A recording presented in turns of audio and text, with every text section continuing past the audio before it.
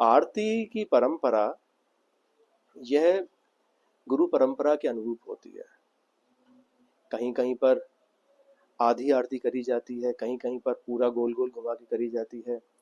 भगवान शंकर की आरती करने की एक अलग विधि है, देवी जी की आरती करने की एक अलग विधि है।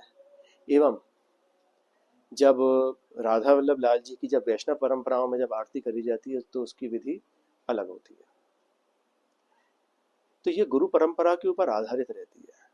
और क्या क्या चीज़ें आरती में उपयोग में आएंगी, यह भी सारी चीज़ें जिस तरह से आपको परंपरानुगत तरीके से बताई गई हैं उस तरह से। कहीं पर आरती का इस्तेमाल किया जाता है 5 बत्ती के, कहीं पर 7 बत्ती का, कहीं पर लौ का इस्तेमाल करा जाता है, कहीं पर धूप का इस्तेमाल करा जाता है, कहीं कहीं पर जो है शंख का इस्तेमाल किया जाएगा आरती के जल उतारने के लिए।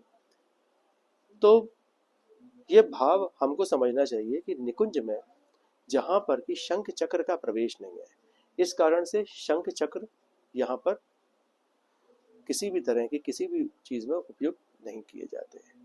दूसरी बात, घंटी पर भी गरुड़ जी का यहाँ पर विराजमान नहीं रहते हैं। जैसे कि प्राय आपने घंटी देखी होंगी आरती की, उसमें ऊपर गरुड़ भगवान जो है विराजमान नहीं है।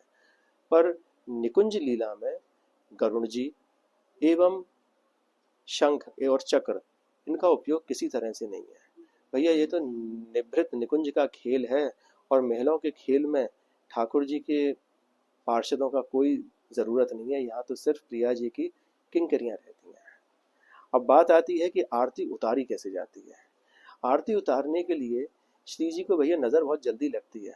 तो सखियों ने कहा कि उनके चरण कमल की आरती उतरेगी, फिर उनकी कटि प्रदेश की आरती उतरेगी, फिर उनके वक्षस्थल की, और फिर उनके मुखारविंद की, और फिर उसके बाद में संपूर्ण आरती जो है पूरे श्री अंग की उनके बदनारविंद की उतारी जाती है। ऐसे ही जब जल की आरती उतरती है उसमें भी इसी तरह से उसका शीतलीकरण किया जाता है, और वह प्रसादी जल सभी को बांटा जाता है। जय श्री राधे।